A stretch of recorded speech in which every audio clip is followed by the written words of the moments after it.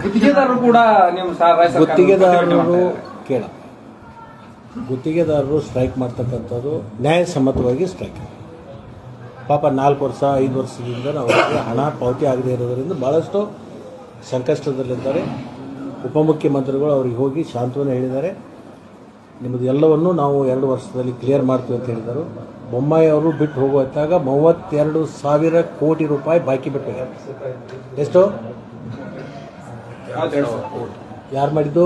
ಬೊಮ್ಮಾಯಿ ಅವರು. ನೀವು ಹೇಳ್ತಾ ಇದ್ದೀರಿ ಅದನ್ನೇ ಹೇಳಕತ್ತೀನಿ. 32,000 ಕೋಟಿ ಅವರು ಮಾಡಿರೋ ಸಾಲ ಬಾಕಿ ಈಗ ನಾವು ಕೊಡ್ತಾ ಇದ್ದೀವಿ.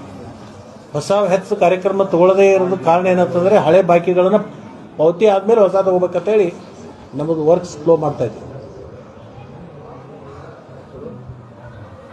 ರಾಜ್ಯದಲ್ಲಿ ಗುತ್ತಿಗೆ ಆದವರು ಯಾವ ಕೆಲಸ ಮಾಡ್ತಾ ಇಲ್ಲ, ಏನೂ ಇಲ್ಲ, ಎಲ್ಲ ಅರ್ಧಕ್ಕಿಂತ ಮಟ್ಟಗೊಂಡಿದೆ. ನಿಜ ರೀ, ನಾನು ಒಪ್ಪುತ್ತನಲ್ಲ. ಅವ್ರ ಬೇಡಿಕೆ ಸರಿ ಇದೆ, ಅವ್ರಿಗೆ ನ್ಯಾಯಸಮ್ಮತವಾಗಿ 4-5 ವರ್ಷ ಕೈಲಿಂದ ದುಡ್ಡು ಹಾಕಿ ಪಾಪ ಅವ್ರು ಹೆಂಗೆ ತಡೆಯೋಕ್ಕಾಗುತ್ತೆ. ಅದಕ್ಕೆ ಅವ್ರದ್ದು ನಾವು ಹೊಸ ಕಾರ್ಯಕ್ರಮಗಳು ಹೆಚ್ಚು ತಗೊಳ್ಳಾರ್ದೇ ಹಳಿ ಬಾಕಿಯನ್ನು ಪೂರ್ಣ ಮುಗಿಸ್ಬೇಕು ಅಂತಕ್ಕಂಥ ವಿಚಾರ ಇಟ್ಕೊಂಡೇ ಇವತ್ತು ಅನೇಕ 32,000 ಕೋಟಿಯಲ್ಲಿ 2 ವರ್ಷದಲ್ಲಿ ಸಂಪೂರ್ಣ ಅದನ್ನು ಮುಗಿಸ್ತೀವಿ ಅಂತಲೇ ಹೇಳಿದ್ರು.